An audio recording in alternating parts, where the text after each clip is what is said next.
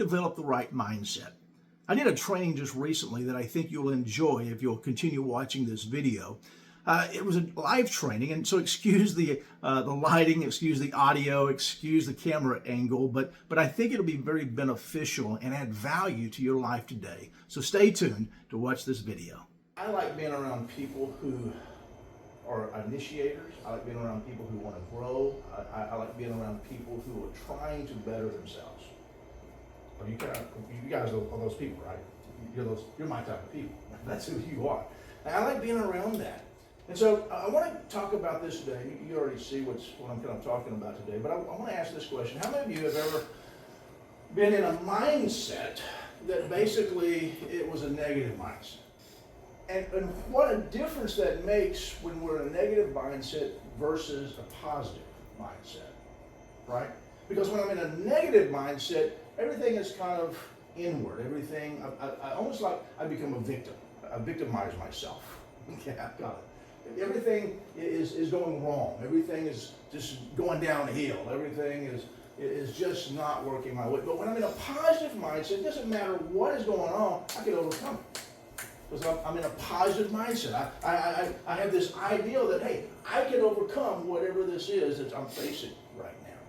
And so the right mindset is key. And I love the verse in Proverbs, and it's on your paper too, Proverbs chapter 23, verse 7.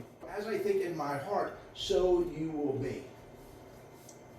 As I think in my heart, as I'm thinking, because we all know that thoughts come from our head and they go to our heart.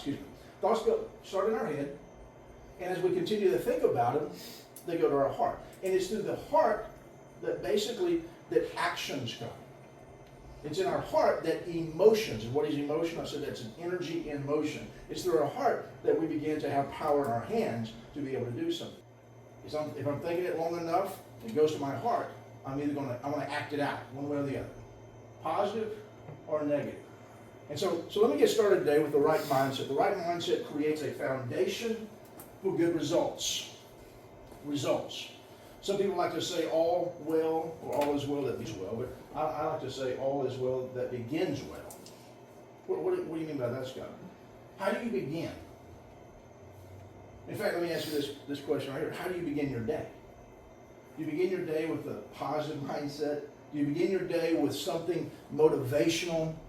Listening to a podcast, listening to a positive book? Do you begin your day listening or trying to take in something that's going to help you through your day? You need to think differently. Let's go to the second one. The right mindset increases our potential. Our potential. Harvard psychologist William James said, the greatest discovery of my generation is that a human being can alter his life by altering his attitude of mind. What do you mean, Scott? I mean, when someone can alter their mindset to think more positive, to think about, hey, I can overcome these things, and they begin to put feet, they begin to act that out, they can actually change their life. And so when we are in situations that we feel, man, everything's going against me, it starts here. When I look at problems not as problems, but I look at problems as opportunities to become better, to grow from, to become better, to overcome them, then I become better. And if I become better, man, things change more positively for me. You can change your life when you change how you think, and your potential is determined by your mindset. The seed is a potential, okay? Potential that we all need. The third one is the right mindset is intentional. Intentional living is the greatest dividing line between words and results. John Wooden was a coach for UCLA. He said this. He said, don't tell me what you're going to do. Show me. Just show me. Don't tell me what you're going to do. Just show me. What does it mean? That means I have to be intentional, okay, with what I'm going to do. How many of you plan your day? Do you write it out? So every day I would take a sheet of paper and I would draw down the middle of it, and then I would draw across. So I'll make 4 quadrants, okay? The first quadrant was my to-do task, okay? And I would number them 1 through 10 or whatever I had. But I'd try to number those tasks, and I would try to do that in, hey, what's top priority for me today? And I would star those. Okay, so if it's a top priority for me today to get done, they will start. If there was tasks that, hey, I can wait, okay, at the end of the day, if I have time to do, then those basically don't get started. Okay, so I start at the top, so I make priorities, right? That's what I'm doing. Once I have, hey, these are my tasks, then on the other side of that quadrant, what I like to do is I have basically things that come up through my day that I need to write down. These are things that basically I need to do. I need to get done. They come up as I'm doing my other task in the morning. So I normally leave that blank until I see what else that needs to come up. The third quadrant basically for me was creative ideals. Creative ideals, things that come up through the day. That, hey, what can I be creative about solving these problems? Okay, what do I need to do? And then my last quadrant was reflective time. That was at the end of the day, I used that last quadrant to be able to write down, hey, what did I learn today? Or, hey, what do I need to think about for tomorrow? If you follow me? Okay, that was me. And the reason I did that because I understood I needed to create a system, as we talked about last week, every single day for me to follow, for me to be consistent in doing the things I know I need to be doing. Many times the problem with us, we get in a routine, we get in a rut of certain things that are not good for us, okay? And what we do is we just kind of float through life, kind of float through our day. And so when I live intentionally, what happens with my life? My life begins to be more intentional. And when I'm more intentional about things, I get more things done. More positive. And what does it do with my mindset? I feel like at the end of the day, hey, I have accomplished what I needed to accomplish. How many of you have ever walked out the doors of the office and you think, man, what did I get done today? I'm in a much better positive mindset when I get my task done. Anybody like that with me? Intentionality. And then consistency with that creates more positivity in your life, and it puts me in the right mindset. So, would your life improve if you turn good intentions into good actions? The answer is a resounding, what's the word? Yes. If we live more intentional, we would have much better actions. And it's actions that create more positive results. Okay. So, let's talk about this. Let's develop an intentional mindset. So the first one is, I choose to be realistic. That's your first blank. I choose to be realistic. So what do you mean by that? I evaluate my situations, I evaluate my circumstances. I need to be realistic of where am I? You guys remember I talked about the map, my wife with $3 and going to outlet malls and things of that nature. And when I'd go, I would look for that big map. You know, it has all the stores, the color-coded stores, and I would find the 2 stores I'd like to go. And when I found those, I would look for that little red dot that says what? You are here, right? You are here. That's important to us every day to evaluate, where am I in my day? Where am I in my day? Especially if I'm going to be intentional, right? Where am I in my day? Where am I on my task? Where am I on my, if I'm measuring goals, where am I on my goals? And once I know where I am, then I can have a strategy or create a plan to do what? To get to where I want to go. And that's the next question is, where do you want to be? Where do you want to be?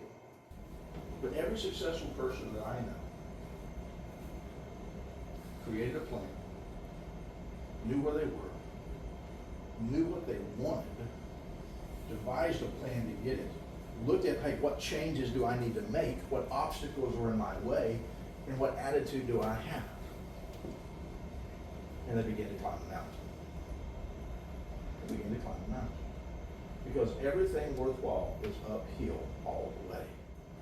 But let me challenge you today. If you don't know how to get to where you want to go, then today take some time and write out, how do I get to where I want to go? Reverse engineer. Roger Bannister, who said, hey, there is no way, back in the 40s and 50s, there's no way a person can run underneath a 4-minute mile. Heart will explode, brain will be fried, your legs will turn to jello. I mean, I'm telling you, this is the doctors saying that. It's not just people that ran it. That's the doctors and the medical community saying there's no way anybody can ever run underneath a 4-minute mile. It's humanly impossible. Roger Bannister did it. You know, 6 months later, somebody else ran it. A few months later, 6 or 7 people ran it. And now, today, if you don't run underneath a 4-minute mile, you forget you don't do it. But you understand the mindset, right? The mindset was what? Well, first, with the doctors, it's impossible. What are the things in your life right now that you're saying to yourself, it's impossible? Or maybe you've said to yourself, I can't do this. Don't put anything in your mind that holds you back or that can keep you from doing what you want to do. Second one, I choose to be coachable. I think this is key. Here's some questions. Do I have the desire to continually improve? If you want to be successful, you need to be coachable. Do I realize that I need the help of others? Do I want to be coached by others? Am I willing to make the necessary changes to improve? Do I easily give credit to those who helped me? Those who have helped me get to where I am today? Do I give credit to them? And do I desire feedback and make appropriate changes for it? So when we take things from people, apply those things to our life, become coachable, and also have an attitude and a mindset of what am I going to learn today? What can I learn today? What are the things that will help me become better today? The third one is this: I choose to be positive. The positive mindset creates positivity around you. How many of you like to be around negative people? How many of us like to be around positive? How many of you want to be positive in your life and want to attract positive people? It's called the law of magnetism. You attract who you are. If you want to attract positivity to you, be a positive person. I've heard this. It's the most important aspect of a positive attitude is possessing a whatever it takes mindset. Whatever it takes. I know it's what separates the successful from the average. Whatever it takes for me to become better. Whatever it takes for me to accomplish my goals. Whatever it takes for me to be a part of this. Whatever it takes for the organization to grow. Whatever it takes to help this customer. Whatever it takes to provide for my family. Whatever it takes. Before, being persistent. I choose to be persistent. There's two words that are found together. There's two blanks. Persistence, or persistent, and commitment. Being committed. Commitment is key. There's a kind of a story I want to tell you about. W.H. Murray says this: until I am committed, there is a hesitancy, the chance to draw back. But the moment I definitely commit myself, that God moves also, and a whole stream of events begin to erupt. All manner of unseen incidents, meetings, persons, and material assistance that I could have never dreamed would come my way, begin to flow toward me the moment I make a commitment. If I'm committed to myself and I'm committed to what I'm doing, there is no other plan. Right? I'm all in. Where do I need to hold myself more accountable to? Where have I let myself off the hook? Where have I said, oh, I had good intentions? Instead of saying, no. It's whatever it takes. I need to be persistent. I need to be committed. And then lastly, number 5, I choose to believe in myself and my purpose, or you could put your why underneath that. I choose to believe in myself and my purpose. Behavior follows belief. Belief in yourself gets you started. Belief in your purpose gives you the reason to keep going. Let me read this to you. It says your mindset choices, or your mindset choices, will determine your future, so stop thinking, can I? And start thinking, how can I? In fact, just write that down. How can I? How can I, and then draw a blank. How can I save up enough money to be able to buy a house, or to be able to buy a boat, or save up enough money to retire on when I'm the age of 55? How can I, whatever that blank is? You follow me? When we put that how can I, it opens up a door. And let me say this: when you think can I, you leave room for quitting or never starting. But when you ask how can I, you create room for action. And isn't that how we get to where we want to be, is by action? We need to take action. How can I? You know, when we say that to ourselves, when we come with a problem, when we come with something, how can I do this? How can I solve this problem? You know what happens in your mind? It begins to devise a way for you to be able to figure out how to do it. Sometimes the reason we're not able to do it is we throw up a roadblock and we say, well, can I? That's the wrong question, isn't it? Can I is like, oh, I don't know if I have the ability to do that. I don't know if I have the time to do that. I don't know if I really want to spend the energy to do that. I don't know if I'm committed enough to do that. I don't know if I want to sacrifice enough to do that. I don't know if I really want what I want. This might be the question. Do I really want what I want? You see, when we get to ask that question, we get to look at, oh, hang on a second, where am I? But when we ask, how can I? The seed of potential begins to grow. And our minds begin to go to work to figure out, how can I do this? We don't have a problem with resources. We have plenty of resources. The problem is we're not resourceful enough with what we have. How can I leverage those to my advantage? How can I leverage what I have and who I know to obtain the things that I want to obtain? Zig Ziglar said this: you help enough people get what they want, you'll always get what you want. The question, though, is how many people does that take to help? I want to help everybody I possibly can. How do I help them? What do I need to do for them? Right? So at the bottom of your sheet, you have a scale from 1 to 5. This is kind of what I'll leave you with today. It's a challenge. Mindset choices that matter. On a scale from 1 to 5, put on there 1 being low, 5 being very high, of course. But mark these in the areas that basically you said, hey, I choose to be realistic. Is that you? Are you low in that? Or are you, no, I'm pretty good at that. So I'm pretty much, I know where I am, and I know where I want to go. And I've got a plan. Is that a 1?